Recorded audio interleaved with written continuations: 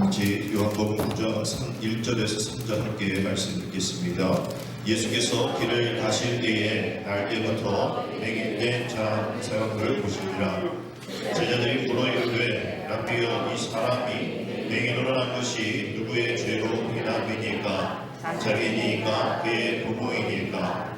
예수께서 대답하시되 이 사람이나 그의 부모의 죄로 인한 것이 아니라 그에게서 하나님의 하시는 일을 나타내고자 하십니다. 아멘. 우리 전 세계에 보이지 않는 코로나19 바이러스로 인해서 어려움을 처하고 있습니다. 잠깐 보니까 어제 기준으로 전 세계 사망자가 15만 명이 넘어들어요. 15만 2천 몇백 명이었는데 우리는 각 시대마다 이런 어려움들이 있고 또 재앙이 있을 때마다 늘 나오는 질문들이 하나 있습니다. 하나님은 살아계신가? 신은 살아있는가? 라는 질문이죠. 1차 세계대전, 2차 세계대전 지날 때마다도 늘 그런 질문이 있었어요. 어떻게 하나님이 신이 계시다면 사람들을 이렇게 싸우게 만들고 이렇게 죽게 만드냐는, 사랑하셔서 사람을 만드셨는데, 사랑하셔서 이 자연 만물을 지으셨는데 어떻게 그걸 다 망가뜨리냐는 거죠. 그런 질문들이 계속 이어져 나옵니다. 지금 이 서구 시대에 하나의 큰 이 지배적인 세계관이 있는데 그것이 무신론입니다. 하나님이 없다라는 그런 지배적인 개념이죠. 포스트 모더니즘이죠. 다양성 가운데 하나는 유일하지 않다라는 거예요. 종교의 다양성. 그래서 지금 유월에서 옮겨졌지만 이상한 어떤 집회들도 많고 또 이상한 어떤 사상도 많고 이런 것들이 계속 나타나는 것들이 이러한 세계관을 가지고 있기 때문입니다. 그 사람들이 하나님 없다고 돌아서는 그런 상황 속에 있다라는 것이죠. 이런 어떤 큰 재앙, 그 팬데믹, 모든 사람들이라는 그 뜻이라고 말씀해 드렸죠. 팬데믹, 모든 사람, 한 사람, 한 나라의 일인 것이 아니라 전 세계 속에서 얻어지는 이러한 불행의 요소들, 이 모든 상황 속에서 우리는 하나님을 찾고 또 하나님의 평화와 하나님의 은혜, 주님을 통해서만 이 모든 평화가 가능하다는 것을 끝까지 붙잡고 있어야 될 우리들이라는 겁니다. 결국 교회 안까지 그것들이 이제 찾아 들어와서 파괴할 그런 때가 오겠다라는 것을 우리는 기억하셔야 되는 거예요. 오늘 묵상하면서 말씀 시작할 때에 시편 16편 8절의 말씀을 읽어드렸습니다. 내가 여호와를 항상 내 앞에 모시며 그가 나의 오른쪽에 계심으로 내가 흔들리지 아니하리로다. 아멘. 여기서 항상 내 앞에 모십니다라는 그 뜻은 우리가 항상 하나님을 예배한다라는 뜻이에요. 또 나의 오른쪽에 계신다. 굳이 왜 오른쪽에 계실까? 우리는 늘 오른쪽에 대한 이러한 반응들이 있죠. 주된 것입니다. 우리의 모든 것 대신 주님께서 우리를 대신해서 싸워주시는 그 주된 영역이라는 것이죠. 그래서 우리가 하나님 앞에 예배 드릴 때에 우리의 모든 주된 영역을 주관하시는 분이 바로 하나님이신데 그 하나님이 우리를 대신 싸워주신다라는 거예요. 이어지는 11절의 말씀에서도 주께서 생명의 길을 내게 보이시리니 주의 앞에는 충만한 기쁨이 있고 주의 오른쪽에는 영원한 즐거움이 있다 라고 고백하고 있는 말씀, 우리는 이 시대에 이 시간에 기억해야 합니다. 그래서 우리가 하나님께서 하루속히 세계에서 죽어가는 모든 이들에게 생명의 길을 보여달라고 우리는 기도하셔야 되죠. 이런 어려운 상황 속에서 우리는 지난 주일 부활주일로 하나님 예배 드렸습니다. 주보에 맨 위에 나와 있듯이 부활절 제2주예요. 이 부활절은 우리 마음대로 정하는 것이 아니라 AD 325년에 니케아 회의에서 이 충분히 지난 후에 이 만월 15일이죠. 충분히 지난 이 만월의 첫 번째 다가오는 주일날 이 부활절도 지키자. 그래서 우리는 12일날 그것이 이제 날짜를 보면 충분히 지난 15일 그 주일 처음 맞는 그 주일을 부활절로 되어서 매년마다 부활절 날짜 다릅니다. 작년에는 아마 4월 26일이었던 걸로 기억하는데 내년에 또 달라지겠죠. 그 날짜마다 다르니까요. 근데 어떤 교회는 오늘, 또 어떤 교회는 다음 주에 부활절 기념 예배를 드린다 그렇게 얘기를 하시더라고요. 그래서 그렇게 바꾸면 안 되는 건데 이런 좀 생각이 있었어요. 근데 잘 한번 이 부활절의 이 의미를, 또 부활절의 기원들을 한번 잘 살펴보니까 초대교회는 이 부활절이 그냥 우리처럼 하루가 아니라 50일을 기억하는 거예요. 앞에 나왔듯이 위대한 50일이라는 그 기간, 즉 오늘 우리가 부활절 2주잖아요. 이게 부활절 다음 주에 3주가 되겠고 부활절 후 1주가 아닌 거예요. 부활절이 끝났고 그 후에 1주가 아니라 부활절 2주예요. 다음 주 부활절 3주가 되듯이 이게 언제까지 가냐면 다음 달 31일 즉 성령 강림절 오순절 마가다라 방에 성령 강림하신 이 50일을 이 위대한 50일로 지키면서 초대교회가 또 지금의 이스라엘이 그렇게 지키는 겁니다. 그러니까 부활절 끝났으니 끝 아니라 이 부활절에 주님의 그 기쁨, 고난주간을 통해서 그 기쁨을 누리지 못했다. 부활절을 통하여서 금식했다면 이제 그 부활절 후 50일 동안은 금식도 하지 말고 초대교회 어떤 기록에는 무릎도 꿇지 마라. 뭐 이렇게 표현이 되어 있을 정도로 경건성을 지키되 그 기쁨 가운데 경건으로 인해서 기쁨을 누리지 못하는 일들을 하지 말고 기쁨의 일들로 축제의 일들로 50일을 보내야 된다라는 이야기를 이 초대교회에서 했기 때문에 교회들이 올 넘어가면 좀 애매하니까 29일 또 이렇게 오늘 또 26일 뭐 이러면서 그 주간을 부활절 기념주일, 부활주일로 예배는 좀 드리긴 애매하지만 부활절 기념주일로 드리는 교회가 있다라는 것이죠. 그래서 이 위대한 50일을 이 기쁨의 50일이라고 표현을 합니다. 그래서 순종 코로나19 확산을 막기 위해 우리가 어렵고 힘든 이런 모습 또 고통 가운데 있는 이런 모습 가운데 우리가 고난주간도 또 사순절도 그렇게 보냈지만 이제 앞으로 회복될 것을 기대하고 또 앞으로 또 하나님이 우리 아까 말씀하신 것처럼 우리가 함께 읽었던 것처럼 하나님 우리의 오른편에서 우리를 지키시는 하나님 그 하나님을 믿고 우리가 어렵고 힘들더라도 이제 곧 해결될 거야. 비록 연장하지만 이제 뭐 행정 처리 안 한다잖아요. 뭐 잡아가지 않는다고 하지 않습니까? 그러니까 그러더라도 우리가 더 말씀을 잘 끼고 방역하면서 우리가 이제 예배 드릴 수 있는 이러한 명분, 이런 명분이 있어서 좀 안타깝긴 하지만 예배 드리는 일에서 좀 떳떳할 수 있는 그런 상황들이 이제 오잖아요.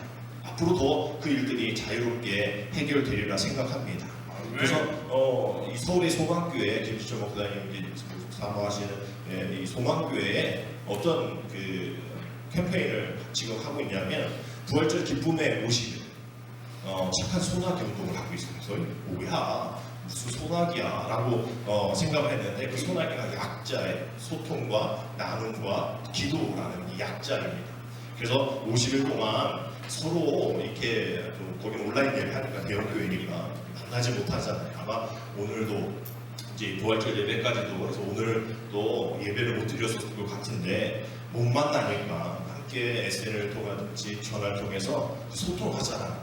그리고 우리 교회처럼 어려운 이들 또 우리가 잘 살펴보지 못한 이들을 위해서 또 선물도 갖다 주는 그런 나눔을 갖고 또 이 모든 일들이 좀 빨리 해결되어지고 또 아픔 가운데 있지 않도록 기도하자라는 소나기입니다. 여러분 잘 기억하셔서 우리야 6주 동안 생명의 공동체 살리는 40일을 우리가 했듯이 여러분들도 50일 동안 이 소나기 운동에 동참하셔서 이따 우리 숙장님들과 함께 나누겠지만 우리 예배 못 나오는 분들을 위해서 한번 소통도 해보고 또 나눔도 갖고 또 이를 위해서 우리가 예배, 주요 예배도 금요 예배도 드리지 못하는 상황 속에 있지만 어디에서 무엇을 하는지 한번 기도해보자라는 그 소나기 운동도 저와 여러분들이 우리 교회에서도 함께 이루어지기를 원합니다. 세 달 가까이 일상이 참 어려워지고 있죠. 제대로 예배드릴 수 없는 그런 환경 속에 있습니다.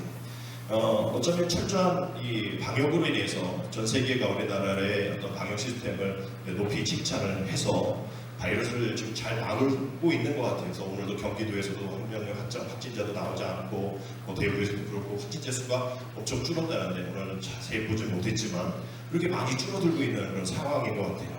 그러나 늘 우리가 전에도 말씀드렸듯이 우리 이런 바이러스는 의학적인 걸로 막을 수도 있지만 정말 막을 수 없는 하나의 바이러스 에덴 동산에부터 시작되어진 그 죄의 바이러스는 그 어떤 모습도 막을 수 없다라고 말씀을 드렸잖아요. 그래서 이 우리의 죄의 유혹의 바이러스 이 사스와 메리스 얘네들은 그래도 지나갔고 또 이러한 코로나도 지나가겠지만 죄의 바이러스는 우리를 그냥 지나치지 않는 과거에도 현재도 앞으로도 이 죄의 바이러스는 계속 더 강력하게 퍼지게 되어집니다. 그래서 어떤 백신도 이 사스 메리스도 이런 코로나의 백신이 또 없다고 그러잖아요. 근데 우리는 이 백신을 하잖아요. 오직 예수 그리스도의 십자가 은혜, 또 구원의 역사, 우리가 그 죄의 바이러스의 백신을 우리가 하니까 우리가 그것을 위해서 진리 허리띠 띠고 또 구원의 투구, 위에 신경, 평안의 복음의 신발을 신고 또 성령의 검을 들고 말이죠. 그래서 구원의 투구, 성령의 검을 들고 우리가 싸워 이겨야 되는데 이제 하나 더 해야 돼. 마스크를 껴야 돼. 마스크. 전신갑주에 마스크가 빠졌어. 요즘은 마스크를 해. 어떤 마스크냐? 영적 마스크예요. 할렐루야. 영적 마스크를 껴야 돼. 제가 그래서 그림도 그려보고 싶어요. 막 이렇게 그림이 있거든요. 전신갑주에 대한 뭐 이렇게 성령의 검, 위에 구원의 투구, 뭐 위에 신발, 뭐 신경갑인데 거기다 이제 합성해서 마이크를 하나 넣어보고 싶어요.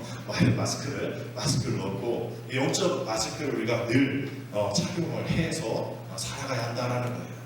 우리가 이 영적 마스크 며칠 쓰다 버리는 것이 아니라 사도 바울의 고백처럼 우리는 날마다 죽는다.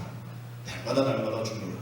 그냥 한번 끼고 버리고 그냥 괜찮으니까 없애고 이런 것이 아니라 우리는 날마다 죽는, 그래서 십자가로 새롭게 서서 또 날마다 영적 마스크를 써야 할 때에 우리가 뭐 필터 교체 뭐 이렇게 얘기하잖아요. 필터에 대한 그런 부분이 있어서 면을 쓰냐 안 쓰냐 뭐 이런 얘기했듯이 그 영적 마스크의 필터가 시편 1편 2절에 있는 말씀처럼 우리 함께 읽을까요? 오직 여호와의 율법을 즐거워하여 그의 율법을 주야로 묵상하는도다.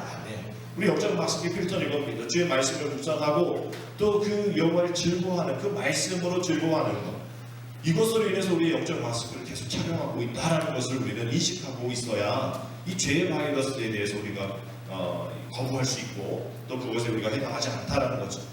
많은 이들이 온라인 예배 드리면서 뭐 즐겁다, 또 좋다, 뭐 괜찮다라고 하는 그런 분들도 많이 있었습니다. 우리는 뭐 부분적인 온라인 영상이지만 많은 교회들이, 큰 교회들이 아예 예배를 드리지 못하는 그런 상황 속에 있어서 온라인으로 예배를 드리죠. 그래서 그런 교회를 대상으로 설문조사를 한 게 있는데 그 아주 가족끼리 예배를 드려서 너무 좋다라고 긍정적인 답변을 한 반면에 이 온라인 예배의 단점에 대해서 이렇게 설명합니다.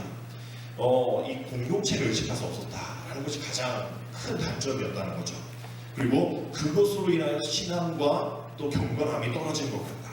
그 설교를 듣긴 듣지만 설교에 집중하지 않고 다른 일을 하게 된다라고 얘기를 하는 거예요. 그래서 어떤 분은 이렇게 그 교회마다 들어오면 몇 명 들어왔는지 체크가 되잖아요, 온라인에. 그래서 이걸 체크해봤더니 설교 시간이 딱 끝나면 다 나간대. 설교가 끝나면 다 나간다는 거예요. 그 클릭을 안 한다라는 거죠. 영상이 끊긴다. 영상을 이제 그만 본다라는 거예요. 그러니까 설교만 이제 듣는, 또 설교도 클릭해서 빨리 넘기기, 또 빠른 배속 이렇게 해서 설교를 듣는 그런 단점들이 있다라고 얘기를 해요. 그래서 우리가 결국은 이 온라인 예배로 우리가 더 경건해졌냐라는 질문을 한번 해볼 필요가 있다는 거죠. 만약에 더 경건해져, 만약에 더 괜찮은 거라면 이 병행해야 될 일들이지만 뭐 교회 안 가도 온라인 예배 드리면 됐지라는 그러한 모습들이 있고 그 공공의 어떤 공동체성이 뭐 필요해라고 얘기하는 사람들이 있다라는 거예요.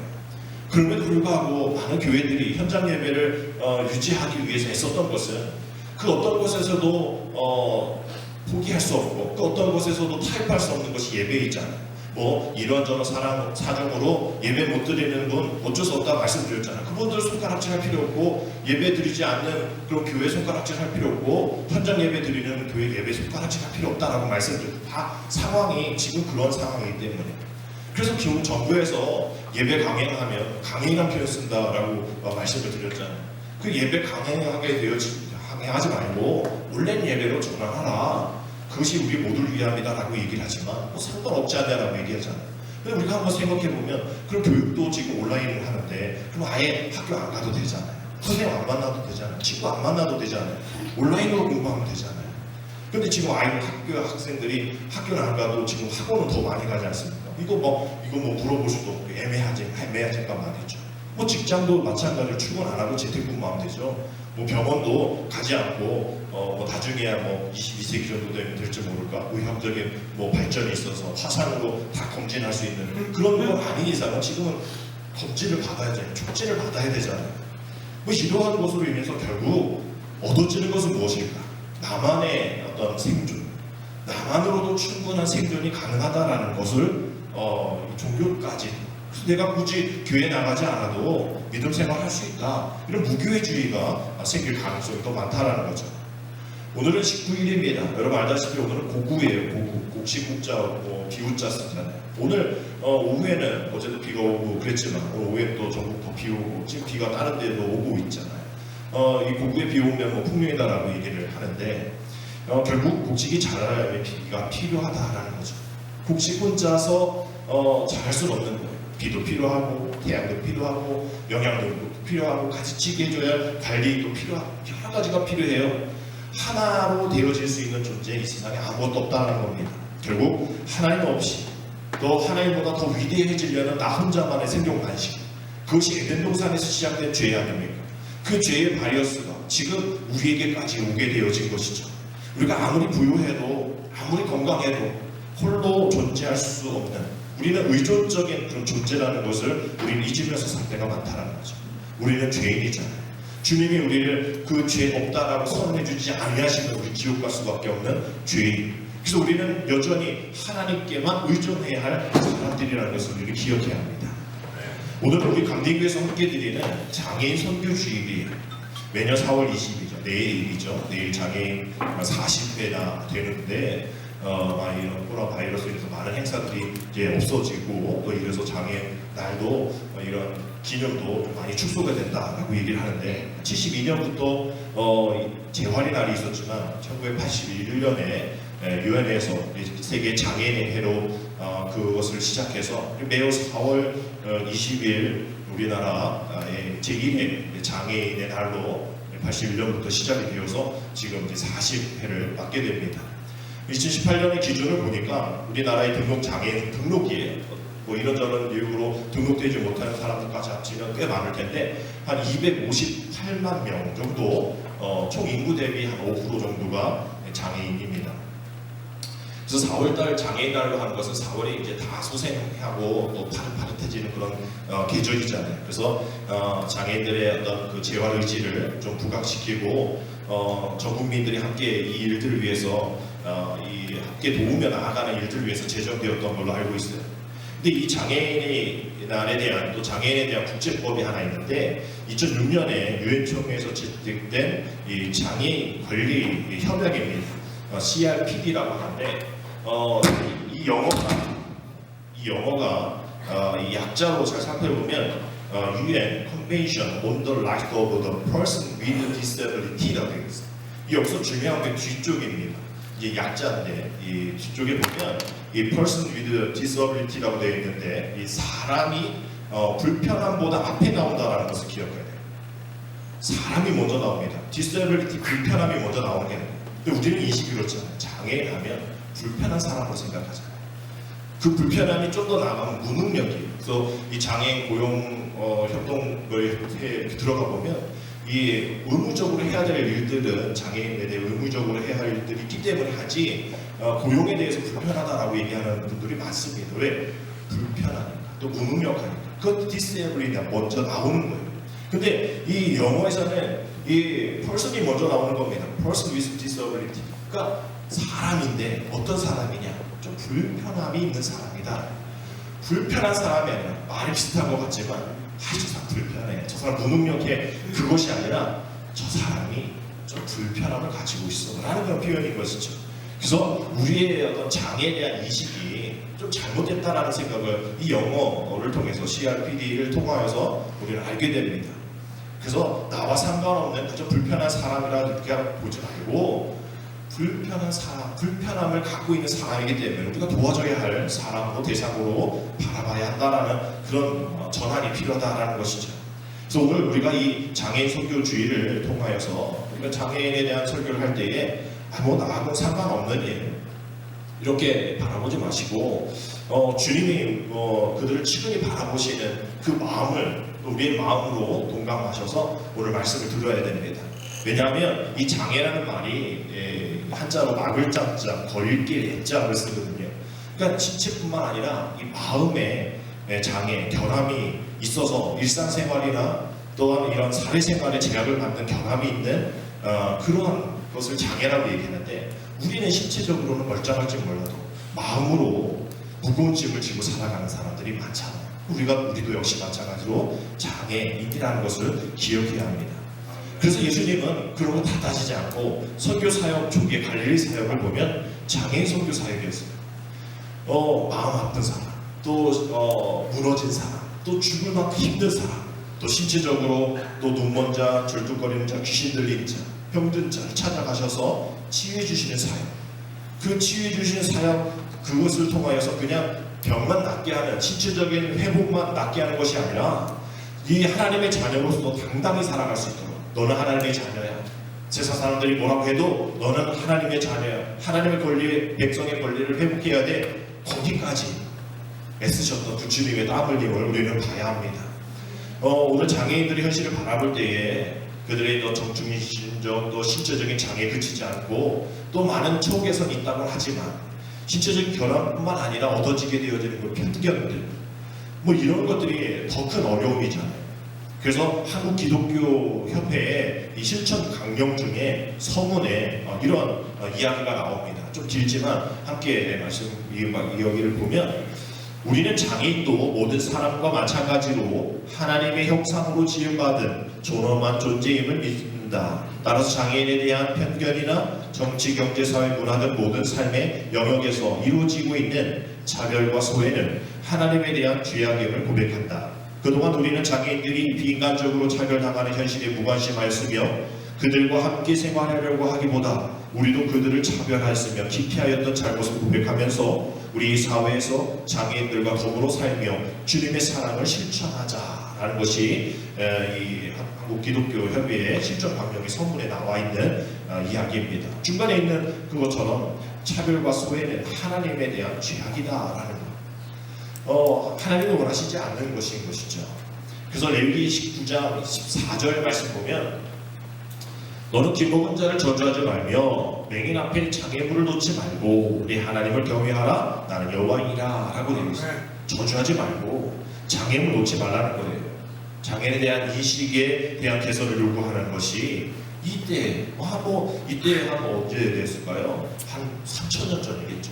아까 말씀드린 것처럼 우리나라는 40년인데 성경은 3,000년 전부터 장애에 대한 차별하지 말라라고 얘기를 하는 겁니다. 그래서 오늘 그 이야기를 우리가 함께 생각하면서 말씀을 보면, 예수님께서 성전에서 말씀을 가르치다가 군중들이 그 말씀에 반발을 해서 돌을 치려고 합니다. 그 살벌한 분위기를 피해서 성전 밖으로 걸어오신 이 장면이 있는데, 그때 예수님의 눈에 누가 보이냐면 나면서부터 시각장애인 어떤 사람들, 그 사람들을 막대기를 가지고 더듬으면서 지나가는 것을 보는데, 제자들이 그를 가리켜서 예수님께 9장 2절에서 이렇게 묻죠. 제자들이 물어 이르되 라비여, 이 사람이 맹인으로 난 것이 누구의 죄로 인함이니까? 자기니까? 그의 부모이니까? 그러니까 예수님이 3절에 이렇게 말씀하시잖아요. 예수께서 대답하시되 이 사람이나 그의 부모의 죄로 인한 것이 아니라 그에게서 하나님이 하시는 일을 나타내고자 하심이라. 아주 유명한 말씀을 하고 계시잖아요. 하나님이 하시는 일을 나타내고자 한다. 그 당시 사람들이 가지고 있었던 죄와 또 고통에 대한 통념적인 그런 상식들을 깨는 그런 이야기인 거예요. 하나님의 일을 위함이다. 분명히 병은 죄인데, 또 병은 어떤 그 부모의 죄로 인한 민데, 예수님은 하나님의 일을 위함이다라고 얘기를 하고 있는 거예요. 우리가 너무나 잘 알고 있는 이 사건을 마주하면서 우리가 한 가지 다뤄야 될 주제가 바로 이 죄와 고통에 대한 문제라는 거예요. 성경의 전체를 보면 어쩔 수 없이 이 병과 죄가 연결이 되어 있습니다. 대표적인 예를 들어보면 이 마가복음의 2장에 4명의 친구들이 지붕을 뚫고 예수님을 만나게 해주기 위해 친구를 내려보내잖아요. 그때 마가복음 2장 5절에 이런 말씀을 하세요. 예수께서 그들의 믿음을 보시고 중풍병자에 이르시되 작은 자야, 뭐라고 했죠? 내 죄사함을 받았느니라. 지금 낫게 해주시는 일에 죄사함을 받게 한다라고 말씀하시죠. 또 시편 103편 3절에서도 죄사함에 대한 비유들을 배경으로 사용되어 있는데 그가 내 모든 죄악을 사하시며 내 모든 병을 고치시며 라고 되어 있어요. 그러니까 성경의 어떤 전반적인 분위기는 그렇할지라도 예수님이 원하시는 또 예수님의 이 모습, 우리가 전에 디폼에 대한 어떤 형태의 망가짐에 대한 이야기를 드렸었는데 즉 천지창조의 하나님의 원래 창조의 모습이 어그러졌지만 죄로 인하여서 어그러졌지만 그 모든 것이 그냥 어그러져서 그 죄로 인한 어그러짐이잖아요. 죄로 인해서 어그러졌다는 것을 성경은 이야기하는 것이 당연하죠. 우리의 원죄의 모습이 있으니까. 그러나 그것으로 인해서 죄인이다라고 낙인찍히는 일을 우리 주님은 그만하시는 거예요. 아니다라고 얘기를 하시는 거죠. 다른 시각 가져야 된다. 거기서 한 단계 더 나아가야 된다. 즉 장애는 개인이 지은 대가에 버리기보다 우리 온 인류가 함께 지은 그 원죄에 대한 결과라는 것을 기억해야 된다는 거예요. 즉 장애가 인간에게 원죄가 있다라는, 그래서 그 결과 인류가 함께 벌을 받고 있다라는 것을 이 가시적으로 보여줄 수 있도록 남겨주신 표라는 거예요.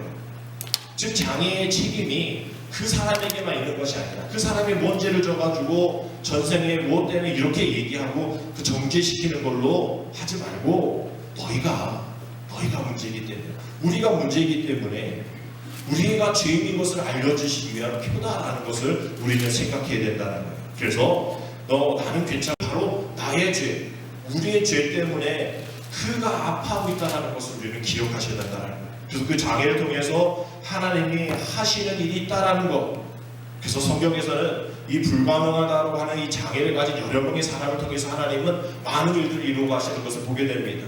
여러분 바디메오가 시각장애는 아니었으면 예수님 만났을까요? 또 삭개오가 성경 해석자들이 얘기하는 난쟁이였거나 아니면 척추장애였던 거라고 얘기해요. 만약에 그가 장애인이 아니었으면 콩나무 위에 올라갈 필요가 없겠죠. 사마리아 사람, 감사하다고 문둥병에서 고침받아 감사하다고 인사했던 유일한 사마리아 사람도 그 중풍병에 걸리지 않았다면 감사하지 않았겠죠. 예수님을 만났던 많은 사람들이 그가 가졌던 신체적인 또 어떤 정신적인 어려움 때문에 예수님 만나서 구원받고 예수님 만나서 축복받은 사람들이 많다는 거예요. 그래서 그 장애 때문에 세상 사람들이 가장 손가락질하고 자신을 원망했던 그 장애 때문에 예수님을 만나는 그런 최고의 축복을 살게 되었다는 것을 우리는 기억해야 됩니다. 그래서 이 장애에 대해서 흔히 하나 오해하고 있는 것이 장애가 선천적으로 그렇게 생긴 거죠 라고 생각하는데, 이거 통계를 따져보면요 국내 장애인 인구의 90%가 다 후천적이에요. 10%만 날 때부터 장애지 다 사고, 사건, 또 이런 어려움 때문에 장애를 갖게 되어지는 것을 보게 됩니다. 어느 날 갑자기 불의의 사고, 어느 날 갑자기 이런 코로나로 인한 어떤 죽음, 이런 일들, 장애. 그래서 경찰청 보고에 따르면 교통사고가 장애 발생의 한 25%를 차지한다고 해요.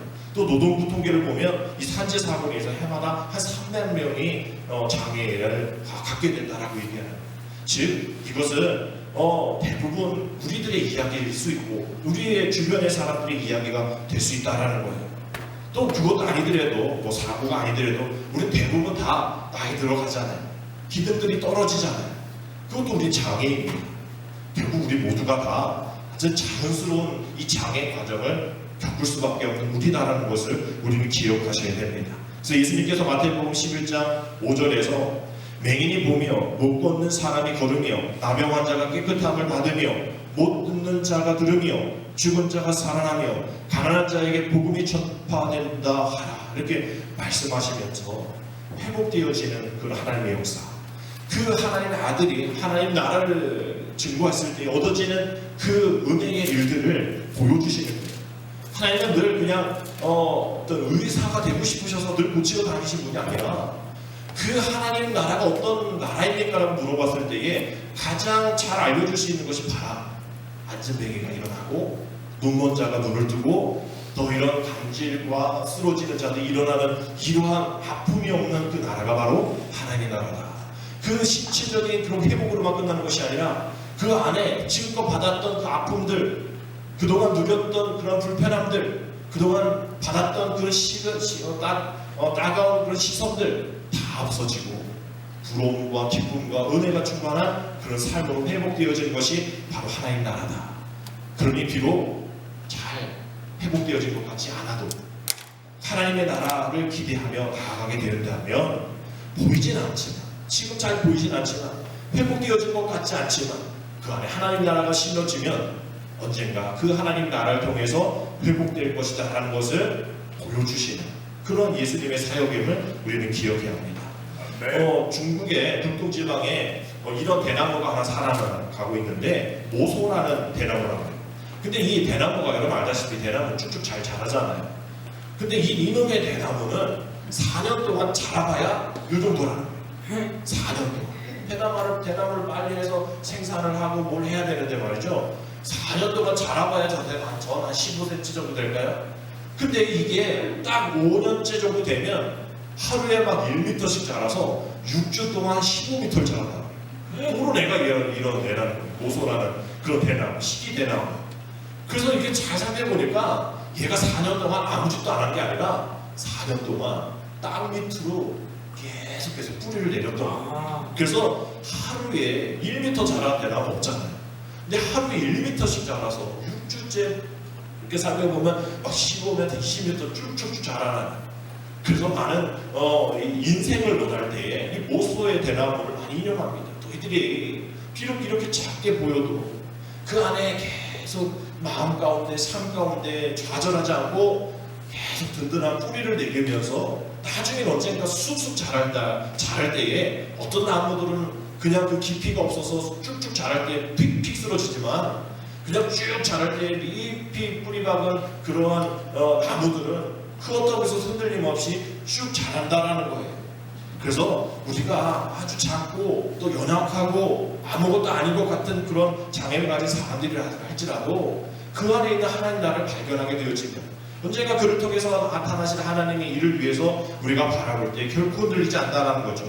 고린도전서 1장 27절 28절에 보면 그러나 하나님께서 세상에 미련한 것을 택하사 지혜 있는 자들을 부끄럽게 하려 하시고 세상에 약한 것들을 택하사 강한 것들을 부끄럽게 하려 하시며 하나님께서 세상에 천한 것들과 멸시받는 것들과 없는 것들을 택하사 있는 것들을 패하려 하신다 라는 말씀을 우리는 기억해야 합니다. 따라서 성경적인 관점으로 우리가 장애인들을 바라볼 때에 아까 말한 것처럼 어떤 불편한, 어떤 결핍, 뭔가 부족한 그런 사람으로 보지 말고 어떤 다른 능력을 가지고 있는 사람이다라고 우리가 바라봐야 한다는 거죠. 우리 교회에서 제일 아멘 잘하는 사람 누구죠? 태진 형제. 그냥 시도 때도 없이 아멘 하잖아. 그냥 뭐 앞사람 귀가 떨어지든 말든 태진한테 얘기하고 있는 거죠. 안 보고 모른 척하고 있습니다. 아주 아멘을 잘하는데 하나 더 잘하는 게 우리들 축복성 나눌 때 혼자 일어나서 축복을 하는데 아무도 안 하잖아. 여러분들 아무도 여러분 일어나서 축복 안 하잖아. 근데 우리 태진이 형제는 지금껏 다리에 관절염이 없는 지금껏 일어나서 축복하며 나아갑니다. 뭐 우리가 이런 거 하나만 살펴보면 뭔가 있다라는 거죠. 우리가 없는 뭔가가 있는 거예요. 뭐 어떤 사람이든 뭐 불행 원하는 사람 어디 있겠어요? 스스로 나는 실패할 거라고 얘기하는 사람 어디 있겠습니까? 나는 어떤 심한 병, 나는 이번에 코로나 바이러스 내가 받을 거야. 뭐 이런 사람 어디 있겠어요? 결국 우리의 본심은 어떻게든 행복해지고 싶고, 어떻게든 건강해지고 싶고, 어떻게든 실패보다 성공하고 싶은 것이 우리의 본성이에요. 그러나 우리가 그렇게 살지 못하잖아요. 더 많은 이들이 그렇게 살지 못하는 것이 현실이잖아요. 갑자기 찾아오는 이런 관계들의 아픔, 뭐 삶의 의욕과 상실, 뭐 이런 절망, 또 신앙의 갈등들, 이런 것이 계속 우리의 아픔, 우리의 고통으로 다가오지 않습니까? 그래서 우리는 이러한 삶을 살아가는 우리는 서로 함께 도와줘야 될 필요가 있다는 거죠. 그래서 아주 우리에게 위로가 되는 말씀이 하나 있죠. 갈라디아서 6장 2절 5절 말씀 우리 함께 같이 읽겠습니다. 시작. 너희가 짐을 서로 지라 그리하여 그리스도의 법을 성취하라. 만일 누가 아무것도 되지 못하고 된 줄로 생각하면 스스로 속이리라. 각각 자기의 일을 살피라. 그리하면 자랑할 것이 자기에게는 있어도 남에게는 있지 아니하리니 각각 자기의 짐을 질 것이라. 아멘. 서로의 아픔과 실수, 불편함을 감싸주고 도와주어서 이제 그 장애가 불편함으로 거리끼는 애자, 가로막을 장, 그것이 아니라 다른 장애가 되어지려 합니다. 그것은 알 한자겠죠. 길장자에다 사랑의 자습니다. 사랑하되 끝까지 사랑하는. 우리가 잘 아는 말씀 요한복음 13장 1절의 말씀이죠. 6월절 전에 예수께서 자기가 세상을 떠나 아버지께로 돌아가실 때가 이른 줄 아시고 세상에 있는 자기의 사람들을 사랑하시되 끝까지 사랑하시느니라. 하나님 우리의 시작이 어떠하든 또 우리의 상황이 어떠하든 우리를 끝까지 포기하지 않으십니다. 미국에서 성악가로 활동하는 이 킴 옥스라는 이 분인데 지금 많이 이제 어른이 되셔서 나이에 드셔서 저런 얼굴의 모습은 완전히 노인이 되셨는데요. 당시의 사진입니다. 이분이 6.25 전쟁통에 두 분의 시력을 잃었는데 이 아이를 데리고 다니기 어려워서 아버지가 동생하고 자기를 강물에 버립니다. 근데 동생은 행방불명 되고 자신은 어떻게 잘 건져져서 대구의 고아원에 가게 되어집니다. 근데 원장이 잘 신앙교육을 해서 어쩔 수 없이 입양을 1957년에 입양을 하게 되어집니다. 근데 입양해서 그 부모들이 아주 잘 양육을 해서 비록 시각장애이지만 인디아나 주립대 졸업하게 하고 또 풀브라이트 중에 장학금 받고 또 비엔나에서도 성악 공부하고 거기서 끝나는 것이 아니라 그 당시 아주 유명한 전도 집회 빌그레 목사님의 전도 집회에 늘 간증하고 늘 찬양하는 인터넷 치면 그 영상들이 나오고 찬양한 가운데 그 후에 빌그레 목사님 모셔서 이분에 대해서 간증하는 그런 영상들도 나와 있습니다. 근데 이분이 이런 간증을 했어요. 제가 한번 읽어드릴게요. 사람들이 시각장애인이 나를 인도할 때에 저 100m 전방에 뭐가 있다 말하지 않습니다. 단지 앞에 물이 있으니 건너뛰라 하고 층계가 있으니 발을 올려놓으라고 말합니다. 나를 인도하시는 분을 내가 믿고 한 걸음 한 걸음 옮기기만 하면 나를 인도하시는 분이 성실할 때에 나는 내가 가고자 하는 목적지에 꼭 도착합니다. 하나님은 우리를 인도하시는 방법도 이와 같습니다. 우리는 10년 후, 20년 후 알지 못합니다. 또 알 수도 없습니다. 오늘 무엇을 해야 할 것인가를 보이시는 그 하나님께 믿음으로 순종하면서 오늘을 살면 하나님은 내일을 인도하셔서 마침내 내 생애를 하나님이 약속하시고 계획하신 그곳에 도달케 하실 것입니다. 이런 간증을 하신 거예요. 그렇잖아요. 우리가 10년, 20년 우리 모르잖아요. 그리고 우리는 한 걸음 한 걸음 주님과 함께 걸어가는 일들을 해야 합니다. 조금 불편해도, 조금 어려워도, 왜 이것이 내게 하루 일상이어야 되라고 불평해도 우리가 그것을 한 걸음 한 걸음 옮기다 보면 언젠가 영광스러운 그 자리로 우리가 나아갈 수 있게 된다는 것이죠. 그래서 장애인 선교주의를 우리가 처음부터 아주 크게 비장하게 각오할 필요 없어요. 우리 찬양 가사처럼 주님 말씀하시면 내가 가고 주께서 멈추라 하시면 난 멈추겠습니다 라는 그런 고백처럼 내 1분 1초 내가 앞을 내다보는 우리가 그냥 이리저리 내가 가겠다라고 하지 말고 하나님이 열어주신 그 길을 붙잡아주신 그 손 붙잡고 나아갈 때에 그 어느 누구도 뒤처지지 않는 이 세상을 만들 수 있다라는 것입니다. 소명희 시인 여러분 아시잖아요. 그분이 많은 찬양 가사도 남기셨는데 그 이전에 오래된 그 찬양 중에 천소경이라는 찬양 있잖아요. 그 찬양의 가사의 원본이 시가 그렇잖아요. 누가 시각장애인일까? 그냥 안과에 문제가 있어서 안구에 문제가 있어서 시신경에 문제가 있어서 못 보는 사람들이 시각장애인가? 아니라는 거예요. 주님을 보지 못하는 사람이 시각장애인이고 진짜 지체장애인 누군가 못 걷는 사람인가 어딘가 부족해서 그런 사람인가 아니라는 거예요. 신체는 멀쩡한데 주님 앞에 예배하는 자로 나가지 못하는 사람이 진짜 지체장애인가? 라고 얘기하는 거예요. 진짜 언어장애인은 누구인가? 말 못하는 사람인가? 어눌한 사람인가? 아니라는 거예요. 내가 주님 앞에 고백되어지는 그 아름다운 일들을 고백하지 않고 전도하지 않고 기도하지 않고 격려하지 않고 오히려 다른 말, 피해 주는 말, 상처 주는 말을 하는 사람들이 언어장애는 아니냐는 거예요. 그러니 우리 믿음의 신앙을 보면 참 죄인은 누구인가? 진짜 죄인은 누구인가? 그 자기가 죄를 지어도 그 죄를 알지 못하는 사람, 그 사람이 정말 진짜 죄인이라는 거예요. 그러니까 우리가 모두 다 죄인이에요. 우리가 모두가 다 장애를 갖고 있는 우리들이라면 나 혼자 앞서가는 것이 아니라 나도 장애, 너도 장애, 우리 모두가 다 장애. 그러니까 누구 하나도 뒤처지지 않는 그 모두가 함께 힘을 내고 함께 하나님의 은혜를 기억하면서 혼자만 구원받지 말고 누군가 넘어지면 이렇게 세워주고 못 보면 대신 보여주고 죽을 만큼 힘들면 죽을 만큼 다시 일어나보자고, 나도 죽을 뻔했다라고 고백할 수 있는, 위로해 줄 수 있는, 함께 울어줄 수 있는 그런 삶이 되어지자라는 겁니다. 그래서 제가 이천에 어느 교회를 가봤더니 교회 앞에 아주 크게 이렇게 써 있었어요. 눈물이 차면 예배당이 찬다. 눈물이 차면 예배당이 찬다. 많은 교회들이 빈자리가 많잖아요. 눈물이 차면 예배당이 찬다라는 것이 그냥 여기 와서 맨날 울어라가 아니라 그만큼 내 아픔을 가지고 다른 사람들의 그 아픔을 보면 공감을 하면 예배당이 차고 넘친다라는 거예요. 시편 58편 6절 8절의 말씀이 그 말씀이죠. 우리 같이 읽겠습니다. 시작. 나의 유리함을 주께서 계수하셨사오니 나의 눈물을 주의 병에 담으소서. 이것이 주의 책에 기록되지 아니하였나이까. 우리는 이렇게 기도해야 됩니다. 하나님, 내 자신만을 위한 눈물이 되지 않게 하옵소서.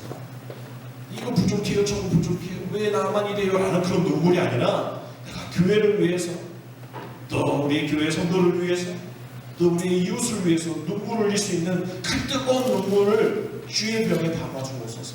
맨날 한탄하고 맨날 좌절하는 그런 눈물이 아니라 정말 눈물이 있는 곳에 정말 주님의 은혜가 있다는 것을 기억하여서 날마다 화해와 날마다 함께하는 우리가 되어줄 수 있도록, 그래서 이 시대의 갈등과 차별과 어떤 편견이 있는 그런 세상 속에 나도 함께 뭉쳐가는 것이 아니라 이것을 하나님 가장 싫어하시니, 이것을 가장 사탄이 좋아하니, 내 자신이 갖고 있는 차별, 또 내가 갖고 있는 편견, 내가 갖고 있는 이 상황의 갈등들, 이것을 다 버리고 이것이 정말 하나님이 원하시지 않는 일을 하면, 또 사탄이 원하는 일이라면 그것을 이제 끊고 이제 우리가 하나님 나라를 위해서 정말 아무도 뒤처지지 않는 이 하나님의 나라를 만들어 나가기 위해서 나도 구원받고 너도 구원받는 그런 일들, 윈윈 할 수 있는, 너가 죽어야 내가 산다라는 그런 이 세상의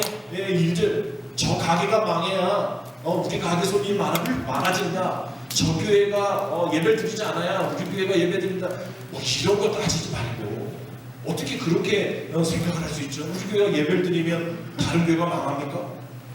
다른 교회 사람들이 와요? 안 오잖아요. 다른 교회들은 안 옵니다.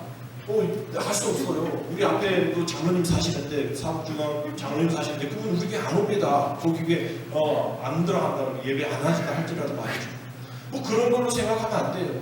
어떻게 저게 죽어야 내가 살지 않아. 다른 사람이 또 다른 곳에 살아야 내가 사는 거예요. 여러분, 이 모든 것을 우리가 틀림이 아닌 다름으로 인정하셔서 모두가 다 하나 되어져 하나님의 나라를 이루어가는 일에 우리가 집중한다면, 우리 장애 선교주의를 통해서 특별히 어떤 장애를 가진 사람들만을 위한 그 사람들을 위로해주는 뭐 이런 날들이 아니라 우리 모두가 다 하나님께서 하신 큰 일을 가지고 있는 그런 장애인들임이라는 인식하고, 우리가 모두가 다 틀리지 않고 다르다라는 걸 진정해서, 그래서 말할 때 뭐 틀리다라고 얘기하는데 다르다라는 것을 교정해야 될 그런 말들이 많잖아요. 틀림이 아니라 다름을 인정하고 우리 모두가 다 하나님의 자녀, 하나님 나라의 백성, 또 우리가 가야 할 이 본향을 향한 천국 시민이라는 것을 우리가 알고 우리가 함께 누구도 뒤처지지 않는 그 세상을 만들어 간다면, 주님이 오실 그날이 언제인지 모르지만 우리가 매일 한순간 매 시간마다 우리가 생각하고 또 바라보고 또 우리가 그렇게 살아가면 그 하루하루가 우리 믿음이 되어서 주님 우리를 언젠가 우리 신앙을 결산하실 때 어떻게 살았냐 라고 얘기할 때 그냥 우리가 밀린 숙제에 벼락치기 하듯이 그런 믿음 챙기는 것이 아니라 저는 매일매일 믿음의 삶을 살았습니다. 우리가 이것을 성화라고 얘기하죠. 어제보다 오늘이 믿음이 좋았습니다. 오늘보다 내일이 더 믿음이 좋아질 겁니다. 그런 마음으로 하나씩 주님을 향한, 또 바울을 향한, 또 아브라함을 향한 그런 마음으로 전진해 나가는 우리 모두가 되어지면, 우리가 함께 그 일들을 이뤄나가면 우리 충만한 교회도 최고지, 또 우리의 가정이 회복되어지고 이 나라의 민족이 교회를 손가락질하는 것이 아니라 교회를 향해서 다시 한번 우러러보고 다시 한번 교회의 소망을 갖고 이 어려움들을 어떻게 이겨내야 하냐고 교회 찾아와서 예배드리는 일들이 일어나게 될 줄 믿습니다. 그것이 거룩한 상상이 되었지 모르겠지만 우리의 상상은 이루어지잖아요. 옛날에 우리 핸드폰 조그만 거 별거 아닌 거 있을 때 걔네들 뭐라고 했어요? 야, 여기에 사진도 찍으면 얼마나 좋을까 이런 거. 야, 여기서 은행 거래가 있으면 어떻게 될까 뭐 이런 생각했잖아요. 뭐 안 하셨다구나. 이런 생각하면 사는데 지금 뭐 다 되잖아요. 뭐 별거 다 되지 않습니까? 그러니까 우리가 거룩한 상상을 하게 되어지면 하나님께서 이루어지십니다. 늘 저의 거룩한 상상은 우리 저 옆에 있는 청소년 이 센터 그걸 우리가 접수하는 거예요. 아무도 상상 안 하고 있구나. 저기 우리가 접수하는 거예요, 주일날. 그래서 너무나 여기 차고 넘쳐서 주차장도 그래서 저기 다 우리가 쓰고 말이죠. 여기는 우리 학생들, 우리 청소년들 스스로 우리가 저쪽 가서 저 엄청 넓잖아요. 우리가 뭐 그렇다고 다른 게 다 망해서 우리 교회란 게 아니라 그냥 상상하는 거예요. 거룩한 상상. 하나님, 이 모두 믿지 않는 사람들이 예배당에 그들이 종교가 어때하든 예배를 드려야 내가 살 수 있다라는 그런 마음들 있게 하여 주옵소서. 이런 마음으로 상상하면 우리의 자그마한 상상이 이루어지는 일, 별거 지금 아니라 할지라도 그 모습처럼 조그맣게 몇십 년 살아가는 내 믿음도 그렇고 내 재정도 그렇고 내 남편도 그렇고 우리 교회도 그렇고 아무 잘하는 것 같지 않아서 왜 이 모양 이 꼴이야 라고 얘기하지만 언제가 하나님이 깊이 뿌리내는 그 모소의 대나무를 순식간에 세워주신 것처럼 아버지께서 우리의 모든 것들을 상상하고 기억하며 기도할 때에 하나님께서 들어응답해 주실 줄 믿습니다. 함께 우리가 누구도 뒤처지지 않고 누구도 차별되지 않고 편견 속에 갈등 속에 살아가지 않도록 함께 하나님 나라를 향해 나아가는 저와 여러분 되시기를 주님의 이름 축복합니다. 기도드립니다.